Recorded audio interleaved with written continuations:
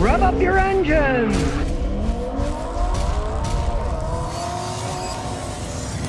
Forever Joker says, what are your thoughts on the new V8 Camaro? Are they reliable? I know you don't like GM. Okay, well, here's the thing.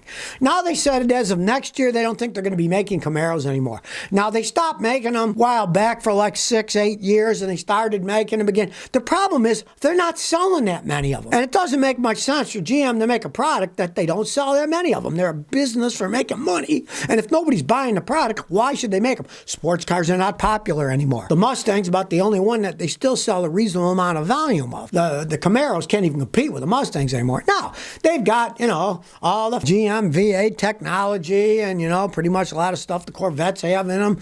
But they're going to stop making them. Then they say, maybe we'll come back as an electric car. Who knows what they're going to do? But don't be suckered in that you think, oh, they're not going to make it anymore. I'll buy the last model and it'll be a collector's item, because a lot of times that falls flat on its face. The last year of a failed manufacturer, often they never become collector's items. Don't ever buy a car hoping it's going to be a collector item, because you might shoot yourself in the foot and find out years later it's worth nothing. You throw your money away for a car that broke down all the time. Rock says, Scotty, do you think U.S. car manufacturers will ever make the quality that Japan makes? No, but I could see the Japanese lowering their quality to reach the level of the Americans' lower quality, because I already see it in a lot of them. The quality isn't what it used to be. I see Toyotas, the mirrors are melting on them, and then they say, oh, well, that's a heat thermal event. That's not our fault. When my old 94 Celica steel, the mirrors haven't melted on that, and it lives out in the sun, right? The only way they'll be the same is if the Japanese keep dropping their quality to reach to the Americans. So, no, it's completely different mindset. The Americans are thinking the next quarterly stock report to keep the stock up so they can make a profit. Where the Japanese are thinking, we'll make it a little bit better, a little bit better. We'll get more of a market share, more of a market share. They have a better business sense in the long run than the American corporations do. Peter Grant said, Scotty, I got a 96 Toyota Tacoma 4-speed manual for $100. It's mechanically sound with 170,000 miles. Need a driver's side door and a quarter panel. Is it worth fixing? Yeah, definitely fix it. Go to a junkyard, find a side door, or find some cheap body guys that'll fix it. It's a Toyota. Those things can run for, actually, with 500,000 miles. It's only got 170,000 miles. Fix it. It's mechanically sound. Otherwise, you said it is. Fix it. It'd be stupid not to. And if you don't like the way that it looks, get a junkyard door. Fix the quarter panel. Definitely, it's worth fixing. Nick wants a Toyota. Says, Scotty, my in-laws have given my wife and I their 2012 Ford Explorer with 120,000 miles. I don't want to look a gift horse in the mouth, but what should I look at it? I wanted to save up for a Toyota. Now, also, this is a Wisconsin Explorer, so I'm expecting Rust City. All right, yeah, it's 11 years old. Let's say it's all rusted out. If it is all rusted out, don't plan on using it for long. Drive until something falls off and junk it, right? You could see it as a short-term vehicle. Now, 120,000 miles. Often, soon the transmission will go out on that thing. If it is, also get rid of it. Don't put money into it. You don't want to mess around with a vehicle that you're getting for free that you got to put a bunch of money in. But if you're getting it for free, what the heck? Drive it around a few months. Maybe they really took care of it. Maybe it's not all rotted away. And just baby it. Just don't see it as a long-term fix, They're only going to last so long. I've never seen one that had, say, 200,000, still had the original tranny that cost a lot. Then the engine started burning oil. And if it is rusted, then, like I say, all bets are off then. If it's rusted, what the heck? Drive it around, and if it really, the frame starts cracking, get rid of the stupid thing and just junk it. Don't even bother. But if it's not rusted up, what the heck? You're getting it for nothing. Baby it, see what happens. And go from there. Just don't see it as a long-term fix. Epic Dacuscu says, is this bad for my car? My girlfriend's got an Infiniti Q70. It has 89,000 miles. In low gears, it jerks forward. Should we sell it before it clunks out, or try a remanufactured transmission? All right, sell it. That's why I tell people, don't buy Infinitis. As they age, they become endless money pits. Your transmission's starting to go out. And it's what? It's 8 years old. If it was a Lexus or a Toyota, it probably would have no problems whatsoever. But it's an Infiniti Q70, one of the notorious money pits as they age. Get yourself a Toyota or a Honda, you'll be much happier in the long run. That thing went for 8 years, which is a lot for an Infiniti. I wouldn't chance it. I would get rid of it now. Don't even think about putting money to fix it, because other things will go wrong. The catalytic converters will go wrong. The engine will wear out. They'll get all kinds of problems as they age. Get rid of it now while you can get some money for it. It's only got 89,000 miles, and then find something that's dependable in the long run. Well, that's what I tell people about those Infinitis. You buy a new one, keep it for a while. It could be an okay car, but when it gets old, money pits. Uchiha Suzuki says, Is everything all right with my Lexus? I scanned my '07 Lexus ES350 and it says incomplete for oxygen sensor. I bought it 3 months ago. Got 132,000 miles. Is the scan report okay? He's got the scan report and I'm looking at it now. Here's the thing. What it says is a bunch of things are not completed. Catalyst, heated catalyst, evap system, secondary air system. A bunch of things have not completed, including the oxygen sensor heater. Now, it's not completing its data. So, for that particular thing, since it doesn't have any data from that one sensor, replace that sensor. Odds are, from my experience of those, the oxygen sensor, the heater is broken. If it's broken, it will not finish, and you'll get all these incomplete things where it says not complete. Do that, and that'll probably fix the whole thing. And you might get a little bit better gas mileage. Whenever you don't get any data from a sensor, there's generally a problem with that sensor or the wiring going to it.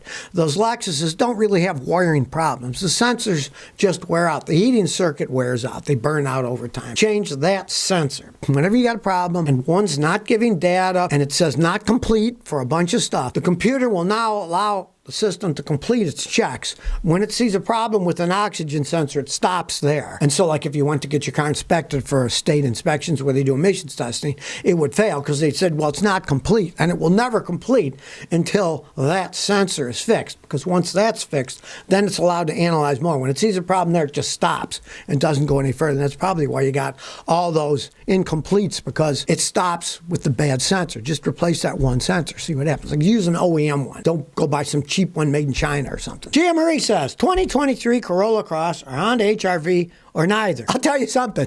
You pick the two best ones out there. It depends on what you want. I have checked out both of them, and I was impressed by both of them. If you're a Toyota fan like me, I'd probably get the Corolla Cross. But if you're a Honda fan, you'd probably like the HR-V. They're both excellent built vehicles. There's no arguing that. You pick the two best ones out there, and if you like a vehicle that size, they are a smaller size. But if you want something that smaller size, those are probably the two best on the planet. And you just decide, road test them, see which one you like the most and buy it. They're both excellent choices if you want a smaller car. Most people want big giant SUVs these days, but if you're happy with a small one, those are the two to pick. Nissan NV350 says, are Isuzus reliable, Scotty? The funny thing is they make great diesel truck engines, right? You see all those tow trucks are little Isuzus, great diesel truck engines. They're great, right? Now, Isuzu pulled out of the United States quite some time ago. They stopped selling the cars there. They couldn't compete with the rest of the world. They were okay, but they didn't match up to Toyotas and Hondas, so they couldn't really compete. You know, like the original Honda SUVs were just rebadged Isuzus, but that didn't last all that long. Now Honda makes their own pilots and everything, so they don't use Isuzus anymore. And I mean, their diesel engines are really good, and their cars were okay, but they couldn't compete in the American market. You know, the rest of the world, they sell stuff. They get small cars and make good gas mileage and stuff, but they never made it here in the United States. Well, here's something a lot of people haven't been thinking about, but I am. They're talking about electric vehicles. Well, there's going to be a big problem if people start buying them seriously. That is, there's nobody that knows how to fix the things. It's bad enough for regular vehicles. If any of you out there have tried to get your cars fixed and you're like, oh, I paid all this money, it wasn't fixed right, even the guys at the dealership don't know what they're doing, it's because there's a lack of technicians. In the United States especially, it's seen as a bad job. People are looked on as lower class. They're mechanics, blah, blah, blah, right? They don't pay them all that much in the dealerships. The dealerships make all the money themselves. If there's a bill, out of 100% of that bill, sometimes as little as 10 or 12% goes to the mechanic who's actually fixing it. So regular cars are hard enough to get fixed. The electrification is even worse. It's much more complex, more dangerous. You can be electrocuted on that voltage that they're using, right? And as an example, in England, they did a study, only 16% of the mechanics are qualified to work on electrical cars. And that they'll need 77,000 new ones to work on them. Electrical vehicles, that is, which don't exist. You think it's bad getting your car fixed now. It'll be doubly or triply or quadruply so if they start going to electrification where people don't know how to work on them. It takes, and I don't care what anybody says, it takes years and years to be a good mechanic because there's so many things you have to know. Then you have to know all the different vehicles. Then you have to see what breaks down on certain types of vehicles, and it takes years of experience. So even if you train people, you can train them to fix something, but you're getting theoretical training. Then how they actually break down is another deal entirely. I'll give you a perfect example. My father had a garage. He sent this guy to these schools to learn how to fix cars, right? And he got his A's on all the tests. The guy was a lousy mechanic. He was crap. He couldn't actually fix them. He could take a test and do great, but he couldn't actually fix the vehicle. Oh, the theory of electricity. That doesn't mean you can get hands-on and start actually fixing the things. Because there's a big difference between the theory of what breaks and what actually breaks down and how to test them. So, you think it's bad if you got to get the electricity, which doesn't exist. You have to have chargers which don't exist. More generating plants which don't exist. Now, who's going to fix these things? There's no one that exists that can really fix the things either. And they never talk about that. You know, that's why I'm talking about it now. So if you never want to miss another one of my new car repair videos, remember to ring that bell.